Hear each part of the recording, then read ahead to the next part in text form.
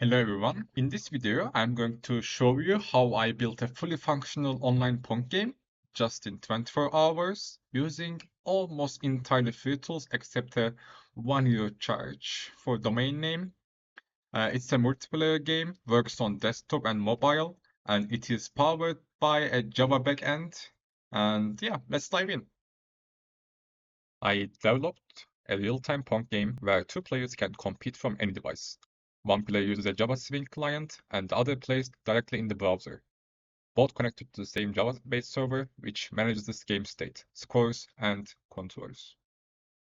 We are starting the Pong server in the cloud, and after it's starting listening on the ports, we are compiling and running our Java Pong client. Will pop up a window for asking for the website name and which port you want to connect the website from. And then after you give it the password, you can access the server. As a second question, it will ask you which player do you want to be. At this point, we have player number 1 and player number 2. After you choose which players you want to play, window open and it will say waiting for both players to be ready.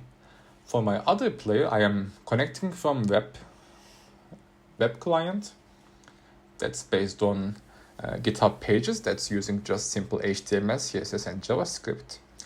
And now both of my clients connected to the server, I can play the game as player 1 and player 2, which you can see in the screen.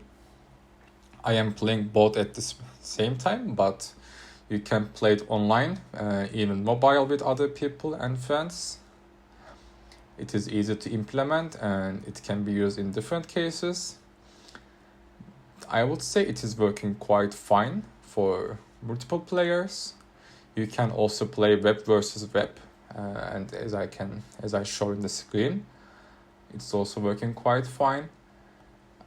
You can also play in mobile, which is working fine after you connect to the server as others, give it the password, choose which player you want to be, and then when you have an opponent in the other side, you can also use mobile web to play the game, but this time you need to press up or down to move the player, which is fine, but I would say it needs some debugging. But basically, this is how you play my online Pong game.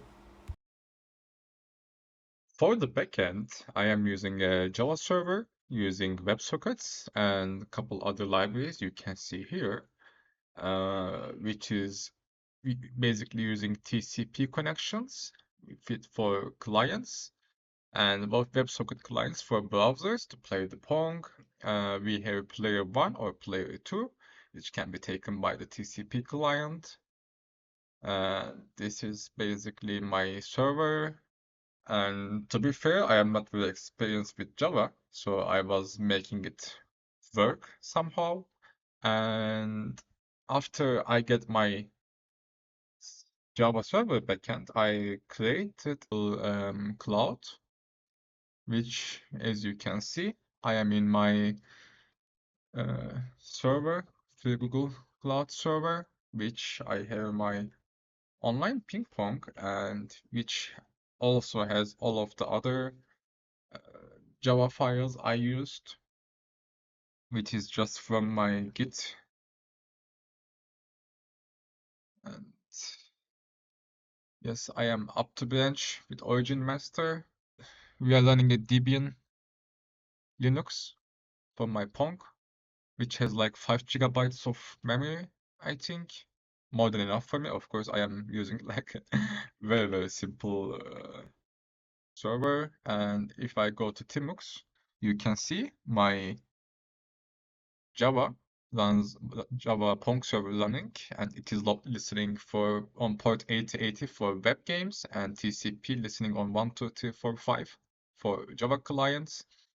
You can see my past when I connected and disconnected,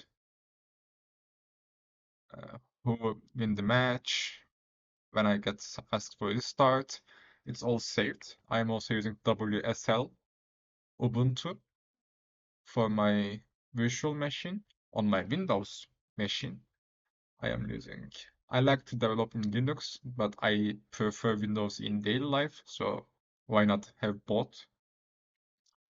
Also in the office, I'm using Linux, Ubuntu, with some polishes, of course, like some KDEs and stuff.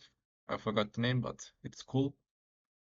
And for web development, I am just using simple HTML, CSS, and JavaScript. Also, again, I haven't been using JavaScript for a long time, and I was just trying to keep the code clean. And yes, this is more than almost 250 lines of JavaScript code, but it is connecting to the server successfully, and we are able to play in the server. As you can also check everything in the GitHub. I shared everything. Libraries, these are some open libraries I just got from the internet, and I don't think I have any licensing issue, but I didn't make so much research. I just found out these are working and I used them. And you can also check my other Java scripts. No, Java files, not Java scripts. Uh, it's a different language. Of course, I have like some console commands to see like the game state, ready, pause, resume, start. We have game state, which helps me, yeah, encapsulates the positions of the ball and pedals. If you want to hack my game, this is how you will hack it, but please don't. Actually, you can. It's kind of easy to hack this game. I am just using kind of JSON communication. And yeah, you can also see how my client works after it's connected. And we are sending players uh, player command like for position and control commands. And I would say this would be easy to hack if I wanted to. Um, as a default, you can enter a host name and stuff, but this is the website name domain I bought from GoDaddy. It was like 87 cents, but I paid €1 25 at total to buy this domain, and that's all of my expenses for this project. For the development, I started setting up the Java server locally in my Linux WSL Ubuntu machine. And after I made sure it was working, I decided to make some research on which servers I can use, which I didn't want to pay at all. I was looking for AVS2 and I don't know, some IO pages and some open places, but Google Cloud, it's actually giving you enough virtual machine power, at least for my project, which I can run almost any console old stuff games I want. If you go back, you can see it's for free tier, you can create a 90 days benefit trial with 10 GB of storage at no cost, which is why I'm using it. And it gives you approximately 300 credits on sign up,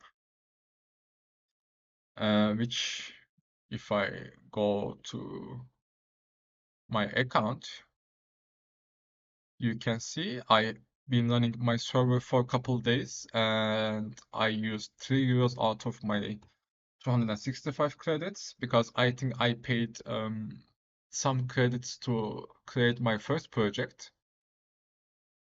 And yeah, I would say it's working great. It gives you an SSH access to the cloud. This is where I get my access. And like I said, after I set my server in my Linux virtual machine, WSL Ubuntu, I I pushed it into GitHub. You can also check my GitHub account, which I was working on for a couple days ago. And when I tested it's working on local, I created the GitHub page, I pushed it, And then I tested with local Java client at first. Then after I set the server, the Google Cloud server, I pulled it from the server and compiled it and run it. So it is open. Uh, I had to give some permissions in Cloud server, so it has the ability to listen from some ports. Like I said, for web, it's port 8080. For Java client, TCP 12345. You can change the sockets, and you can see also very well explained structure in my README. I spent some time to explain everything. As you can see, my architecture is based on the server and client be able to communicate each other. And Java TCP clients work fine, Pong server, browser, WebSocket, they are all working okay at this moment. There's a lot of things I can improve, but right now I am keeping it like this because I did spend almost non-stop 24 hours, which took some of my energy, and it was it was like an obsession I had to do because I am not very experienced Java developer, but I saw a challenge and I said, okay, I want to try this. And yeah, I think this version is quite fine enough for uh, that much. I have my libs and web and dependencies. Yes, I am using Java, WebSockets, and some libraries I showed. You can use it in any platform, I assume, because it's Java. You can compile it anywhere. It's cross-platform compatible, and it is kind of work. It is going to work because I have a okay error handling, so I don't think it will crash mid-game or when you try to connect from like 20 different people, it will work. But right now I am only dealing with one player, two players, player one and player two. It can be improved. It can help. It can have multiple clients. I want to do that. It can have like game rooms that you can specifically choose. It is right now with the online version. Maybe I can add like single player version that you can play against the AI or like just some test stuff like maybe other games. There's so much mini games we can edit because if it's like Java, but I can also put my C games, C++ games, or like or Python, PyScript game, Pygame games. Like you can do a lot with having a server. You can make every simple game online, and it will work fine. It will be fast enough, hopefully. Yeah. I mean, it was an incredible project and I learned a lot. Like, just for the learning experience, I suggest you do set a server and try how well you can control it. Like you are doing everything yourself. Like you can build it, deploy it, a multiplayer online game with like a minimal cost, almost €1 at total for 3 months. And if you're not happy, you can just delete it.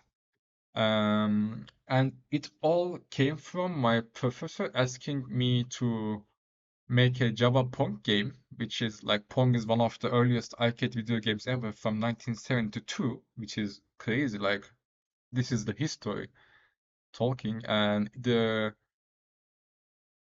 assignment was just to be able to create the game like for two players, and like he was saying you might work together with two, three, and don't copy the code from internet. And I am like, dude, I am not going to need two or three people, and I am not going to make a just simple local machine Java game.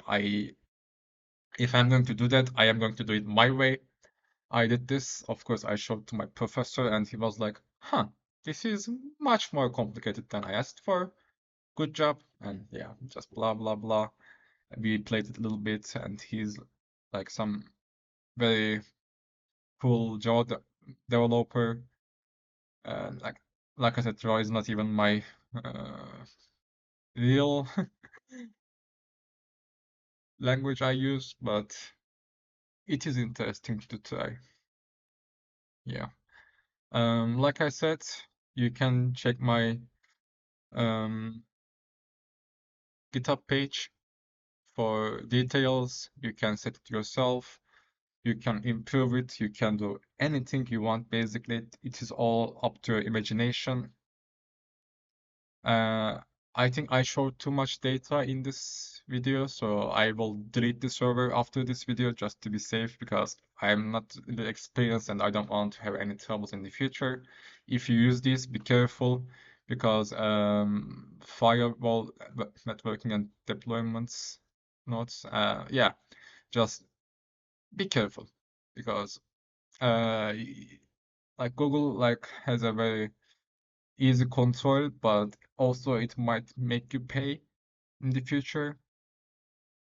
Like it will give you some notifications, but just be careful, don't overdo too much, and make sure you keep everything safe. There's lots of sources you can check.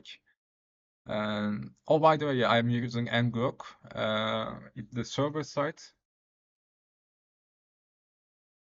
Yeah, it's just very complex. I don't even know where to start explaining because uh, there's so much happening and yeah, it will take me 24 hours non-stop. So if I were to do it, extend everything, it will take me 24 hours basically. So I hope this video showed what you can do.